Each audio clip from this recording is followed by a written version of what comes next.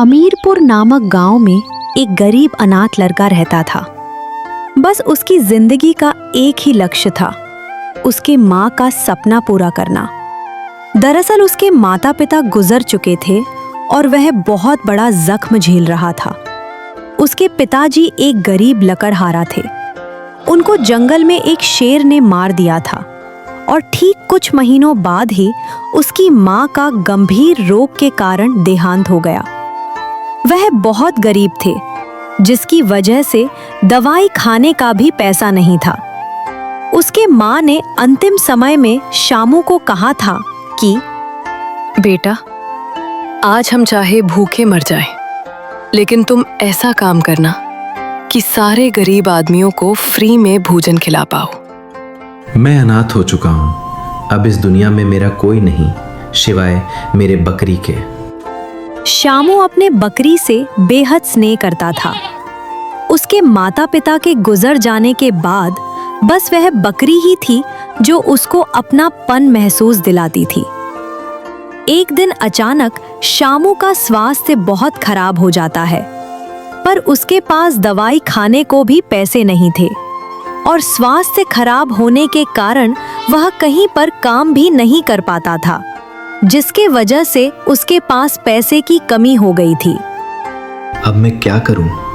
मेरा देखभाल करने के लिए भी कोई नहीं। मेरे घर पर तो कुछ भी नहीं है जिसको मैं बेच सकूं और पैसा ले सकूं। मेरे घर में सिर्फ मेरी बकरी है। एक आइडिया, मैं अपने बकरी को बेच देता हूँ। बाद में काम करके अपने बकरी को ज्यादा दाम में वापस खरीद लूंगा।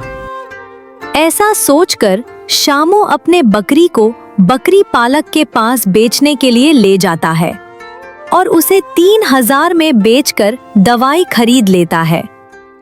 एक हफ्ते बाद में काम करना शुरू कर दूंगा और उसके बाद पैसा जुगाड़ करके 4000 में अपने बकरी को वापस खरीद लूंगा। आस्ते आस्ते दवाई खाकर शामू ठीक होने लगता है। एक हफ्ते बाद शामू लोगों के घर पर काम करना शुरू कर देता है। उससे उसकी रोजाना 200 से 300 की कमाई हो जाती थी। उसके बाद करीबन 3-4 हफ्ते काम करने के बाद वह फिर से उस बकरी पालक के घर जाता है अपने बकरी को वापस खरीदने के लिए। अरे भाई, मैंने जो वो हफ्ते तुम्हें बकरी बेचा था, वो बकरी को मैं आज वापस खरीदने के लिए आया हूँ। लो, मैं तुम्हें 4000 रुपए देता हूँ, मेरा बकरी वापस कर दो। क्या बात करते हो? मैंने वो बकरी को कसाई को बेच दिया। अब वो दूसरों के पेट पर चली गई है। उसने उसको मारकर बाजार में बेच दिया। शामू ये बात सुनकर बहुत बड़े सदमे में चला जाता है, क्योंकि उसके माता पिता के गुजर जाने के बाद उसके पास वो बकरी ही अपना था। शामू रोते रोते जंगल की ऊंची खाई के पास जाता है और कहता है, अब मेरे जिंदगी में कोई नहीं। अब मैं मर जाऊंगा। मैं ये ऊंची खाई से कूद जाऊंगा और इस दुनिया से चला जाऊंगा। तभी शामू को उसकी माँ की कही गई बात याद आती है।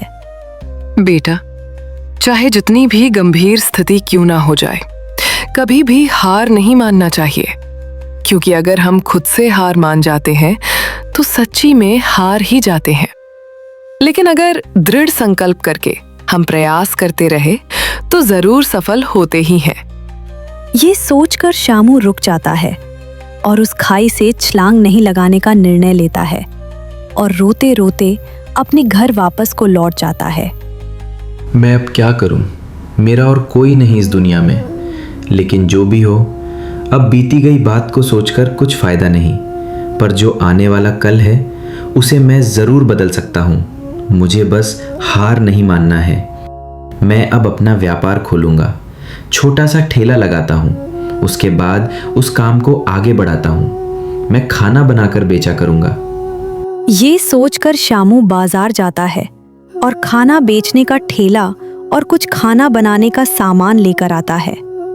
उसके पास ज्यादा रुपए नहीं थे, तो कुछ कम सब्जी और चावल लेकर आता है और रात को बिना खाना खाए सो जाता है। सुबह उठकर वह जल्दी खाना बनाना शुरू कर देता है बेचने के लिए और उसको गांव में बेचने के लिए ले जाता है। लेकिन उसका पहला दिन होने के कारण खाना उतना अच्छा नहीं बन पाता है। पहला दिन ज्यादातर आदमी नहीं आए। 4 आदमी उसके ठेले पर आए और पूछा, अरे भैया बहुत भूख लगा है, जल्दी खाना लगाओ, कितने रुपए की प्लेट है? भैया सिर्फ 25 का प्लेट है। वाह भाई, सिर्फ 25 का प्लेट? लगाओ भाई लगाओ, बहुत सस्ता है वैसे। भाई खाना तो इतना बढ़िया नहीं लग रहा है, लेकिन 25 के हिसाब से ठीक ही है। शामू को यह सुनकर अच्छा नहीं लगता है। शामू कहता है, भैया मैं पहली बार खाना बना रहा हूँ, इसलिए गलती हो सकती है, कल और अच्छा बना कर आऊंगा। जो खाना शामू के पास बचती है उसे वो रात को खाने के लिए बचाकर लेकर घर की तरफ जाता है। तभी उसको रास्ते में एक साधु बाबा मिल जाते हैं जो कहते हैं, अलत निरंजन, बाबू खाने के लिए कुछ दे दे रहे, ये साधु बहुत दिनों से भूखा है। हाँ बाबा जी, आप ये खाना खा लीजिए। शामू का दिल काफी साफ था। उसने अपना बचा हुआ खाना उस साधु को खिला दिया। बेटा, आज तक तुमने जितने भी दुख झेले थे वो पिछले जन्म के कर्म के थे, और अब जो तुम कर्म कर रहे हो वो तुम्हारे आने वाले कल को बदल कर रख देगा। आदमी के कर्म अच्छे होने चाहिए, नहीं तो भक्ति तो रावण भी करता था। जाओ बाबू, तुम्हारा भला हो, मेरा आशीर्वाद तुम्हारे साथ है। यह बोलकर साधु बाबा वहां से चले जाते हैं और शामू भी अपना ठेला लेकर घर की तरफ चला जाता है और वह बिना खाना खाए रात को सो जाता है। दूसरे दिन वह फिर से बाजार जाता है और सामान खरीद के लाता है घर में खाना पकाने के लिए, और पकाकर फिर से बेचने के लिए निकल जाता है। उस दिन उसका दिन बदलने वाला था। पहला कस्टमर आता है उसके ठेले पर और खाना मांगकर खाने लगता है। अरे भैया, कौन सा मसाला लगाकर खाना पकाते हो? बहुत ही स्वाद है। अब से मैं यहीं पर खाना खाने आया करूंगा। वहां खड़े लोग उस आदमी की बात सुनकर उसके ठेले पर पहुंच जाते हैं खाना खाने के लिए और कहते हैं, हमारे लिए भी खाना लगाओ। शामू सबके लिए एक एक प्लेट खाना लगता है। अरे वाह भाई, अब से हम यहीं पर खाना खाने आया करेंगे। आप रोज यहीं पर ठेला लगाया करो। ठीक है भाई, अब से रोज यहाँ पहुँच जाना। मैं ठीक 10 बजे यहाँ अपने ठेले के साथ मिलूंगा। उस दिन शामू के ठेले पर 100 से भी अधिक ग्राहक आए और 2500 रुपए की कमाई कर ली, वो भी एक ही दिन में। अब ऐसे ही रोज दिन बीतते रहे और शामू ठेला लगाकर 3 से 4 हजार रोजाना कमाने लग गया।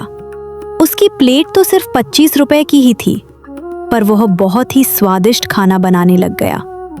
और अब शामू अपना खुद का एक होटल खोल लेता है और उसमें गरीब लोगों को फ्री में खाना भी खिलाता है और नॉर्मल लोगों को 25 रुपए का प्लेट में पेट भर खाना खिलाता है। और उसने अपने माँ का सपना भी पूरा कर लिया। दोस्तों, परिस्थिति चाहे जितने भी बुरे क्यों ना हो, कभी हार नहीं मानना चाहिए, क्योंकि अगर हम खुद से हार मान जाएंगे तो हमारा हार निश्चित है। अगर हम दृढ़ संकल्प के साथ प्रयास करते रहे तो दिव्य शक्ति को भी सहायता के लिए आना ही पड़ता है। अगर आप यहाँ तक इस कहानी को देख रहे हो तो कमेंट में लिखिए, मैं हार नहीं मानूंगा। और दोस्तों, शामू के लिए एक लाइक तो बनता है। मिलते हैं कुछ ऐसे ही मजेदार कहानियों के साथ। तब तक भाई और बहनों, धन्यवाद।